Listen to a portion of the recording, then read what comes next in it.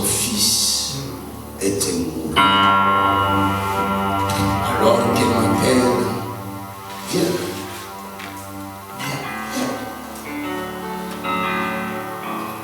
Son fils était mort. Où est ta fille? Toi aussi viens. C'est elle qui raconte bien cette histoire. Viens toi aussi. C'était à quelle heure vous m'avez appelé? Donne-moi notre micro, please. Micro. Voilà.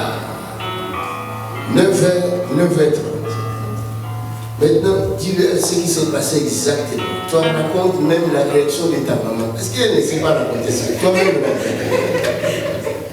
en fait, j'étais en train de dormir et j'ai entendu ma mère qui m'appelait en pleurant. Ça fait que j'ai chuté dans mon lit, je suis partie dans sa chambre et j'ai vu mon petit frère en train de faire des convulsions. Ses yeux, ils partaient. Ça fait on a paniqué. Ses yeux partaient. Ses yeux partaient. Ça fait on a commencé à paniquer, on ne savait pas quoi faire. On s'est mis à prier et on a appelé l'évangéliste parce que l'état de mon frère, ça allait pas du tout. On l'a appelé et pendant qu'on appelait l'évangéliste, mon petit frère, il a arrêté de faire des convulsions, il ne respirait plus. Il ne respirait plus. Il a fermé ses yeux. Du coup, on a encore plus paniqué. On a appelé l'évangéliste. On lui a expliqué la situation. Il a commencé à prier pour mon petit frère et il lui a dit Angelo, ouvrez les yeux. Et mon petit frère, il a ouvert les yeux. Et on a quand même appelé les ambulanciers, ils sont venus à la maison. Et il faisait une température de plus de 39.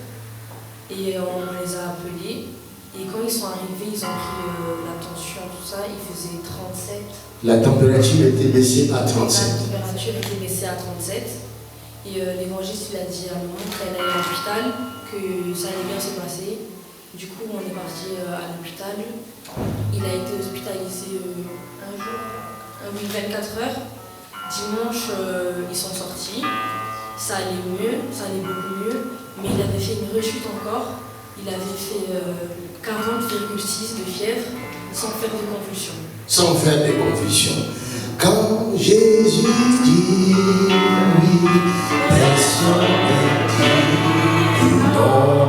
Quand Jésus te ressuscite, personne ne dit non. Les démons fléchissent des genoux, il est le tout-puissant.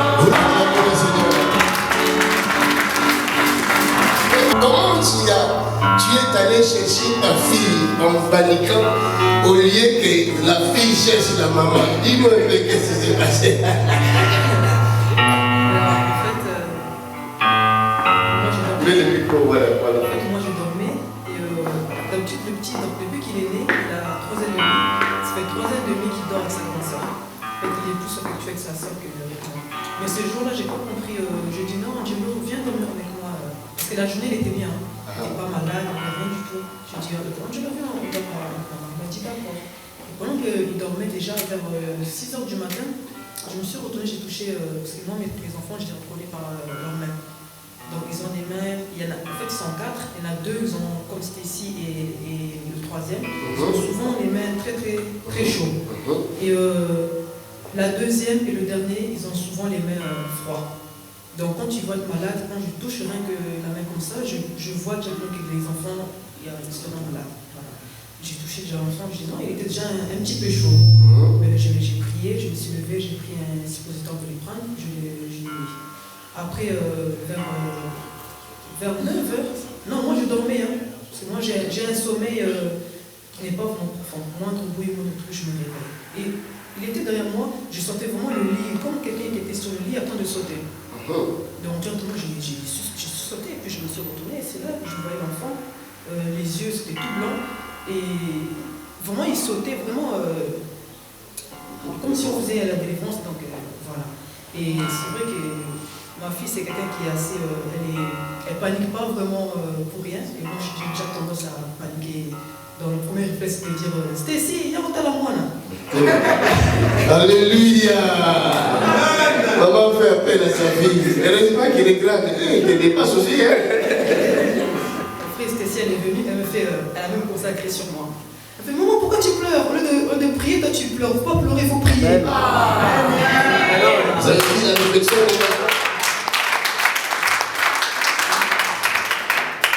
Elle m'a crié dessus. Ensuite, moi, j'ai tendu jamais. Au lieu de commencer après, je me suis dit, il faut nalata. Tant que vous ne pouvez pas n'a plus jamais. Nazana, la fenêtre prière qui n'a pas eu.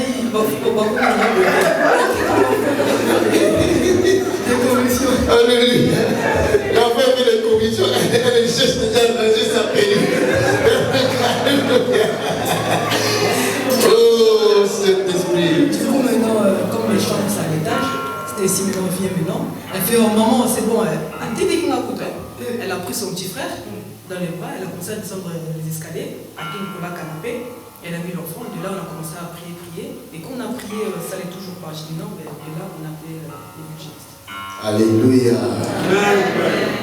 Quand Dieu m'a parlé de résurrection des morts, j'ai prêché à Bruxelles. Si vous regardez dans l'une des vidéos, à Bruxelles, je l'ai mis il y a pas longtemps, j'arrive devant deux femmes. Je dis, entre deux personnes, il y a une qui a un problème dans le ventre. Et c'était les deux femmes qui avaient des condamnements. Je passe, ils ont levé la main toutes les deux. J'ai dit à l'église, ça c'est la dimension 4. Parce que la dimension 4 est donnée pour la résurrection des morts. Vous comprenez? Bon, il y a des gens qui ne comprennent pas la dimension 4 sur moi. Parce qu'il y a des polémiques dans les internets et tout ça, trop de polémiques sur cette dimension. Quand Dieu a dit à Ézéchiel, mesure, quand Dieu plutôt l'ange était avec Ézéchiel mesuré, Ézéchiel traversait. Première dimension, c'était l'onction au niveau des chevilles. Deuxième dimension, c'était l'onction au niveau des genoux. Après, c'était la hanche. Ça, c'est 3 dimensions. Mais la 4e dimension, c'est le torrent que personne ne peut traverser. Quand nous parlons de la 4e dimension que nous allons vivre maintenant, même dans quelques minutes, c'est le torrent que personne ne peut traverser. C'est pourquoi je dis aux sorciers, si tu étais entré ici avec la sorcellerie, sors un peu, va déposer la sorcellerie dehors, autrement tu seras emporté par la puissance du torrent. Yes! Alléluia. Ça, c'est la 4e dimension où l'homme ne force pas. Je n'ai pas forcé au téléphone si j'ai crié. Non, je n'ai pas crié. J'ai dit seulement à l'enfant, reviens en toi, ouvre tes yeux. Je donnais l'ordre à son esprit qui partait. Et l'esprit qui partait a entendu le cri de ma voix, le son de ma voix. Je dis, reviens. Comme nous chassons les démons, ils obéissent, ils partent. L'esprit de l'homme aussi obéit à notre voix par l'ordre de l'Éternel qui nous a donné. L'esprit de l'homme doit revenir alors. Donc la résurrection des morts, on ne force pas. Si je viens, je vois que Dieu ne me dit pas que tu vas ressusciter, je ne prie pas. Parce que ça ne vient pas de notre volonté. Yes. Dans ce moment-là, quand ils m'ont appelé, je suis le berger que Dieu a établi dans cette église. Je suis l'ange de l'église. Et Dieu ne m'a pas dit qu'il y a un enfant qui va mourir dans l'église. Alors quand elle me dit que mon enfant ne bouge plus, je dis non, Dieu ne m'a pas dit qu'un enfant va mourir dans l'église. J'ai compris, si cet enfant meurt, ça va contribuer contre la réputation de cette église. C'était un plan du diable, un plan des sorciers. Alors je devais prendre le dessus en tant que l'ange de l'église. C'est pourquoi n'allez pas n'importe où. Oh, parce que on a fait une église là-bas, toi tu vas. Attention, si cette personne-là n'a pas reçu le mandat, tu te mets dans les problèmes. Quand le loup viendra, il va vous dévorer tous. Et les pasteurs, et les brebis.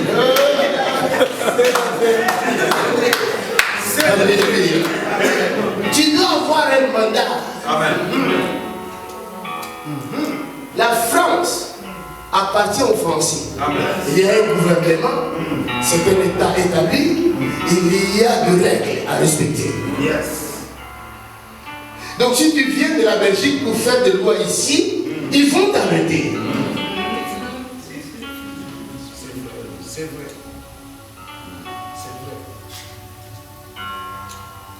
Et la terre appartient à l'Éternel. Amen.